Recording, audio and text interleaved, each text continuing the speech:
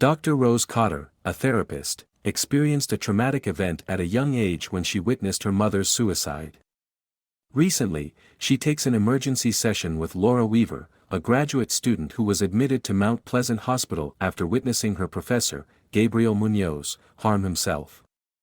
Laura claims to be haunted by a malevolent presence that only she can see, and she describes a curse that has taken over her life, with the entity appearing as different people wearing a disturbing smile. Disturbingly, during the session, Laura becomes agitated, starts smiling ominously, and fatally injures herself in front of Rose using a broken vase.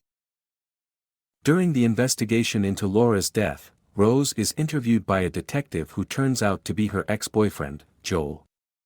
She recounts Laura's claims of being cursed by an entity with a haunting smile. Rose begins to see visions of Laura smiling at her in various places, which leads her to look into Gabriel Munoz's suicide.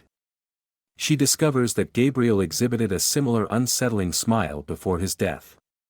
Rose's mental state starts to unravel further when she has a frightening encounter with a patient named Carl Rankin, who she believes poses a threat to her.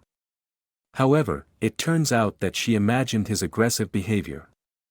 Concerned for her well-being, Rose's boss, Dr. Morgan Desai, grants her a week's leave. Strange occurrences continue to haunt Rose, including a taunting phone call from a security service operator and the sudden disappearance of her cat.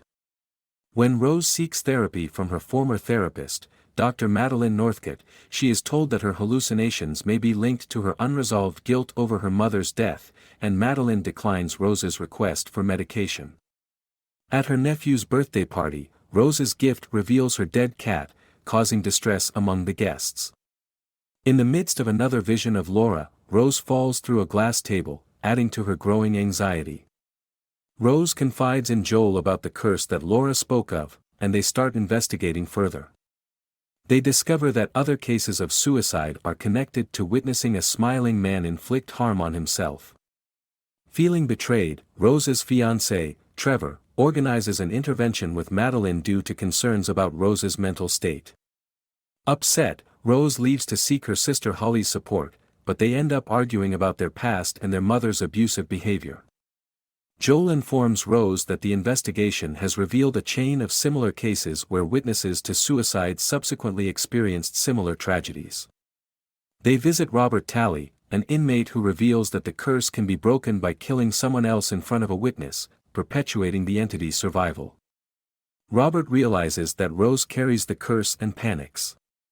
Later, an imposter posing as Madeline threatens Rose, confirming that the entity is manipulating her perception.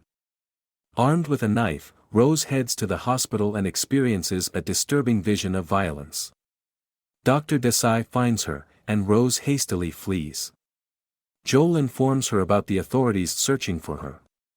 Determined to confront the entity alone, Rose drives to her childhood home where her mother died. Inside, she faces visions of her mother, confronting the guilt she carries. The vision transforms into a creature that attacks her. In a desperate act of self-defense, Rose sets the creature on fire and escapes the burning house. Afterwards, Rose visits Joel to apologize for involving him and for her emotional unavailability in their relationship. However, she realizes she is still cursed when Joel displays an eerie smile. Fleeing outside, Rose discovers that she never actually left her childhood home intact. The real Joel arrives, and Rose locks him out to protect him. As the entity forces open her mouth, Joel breaks in, witnessing Rose setting herself on fire.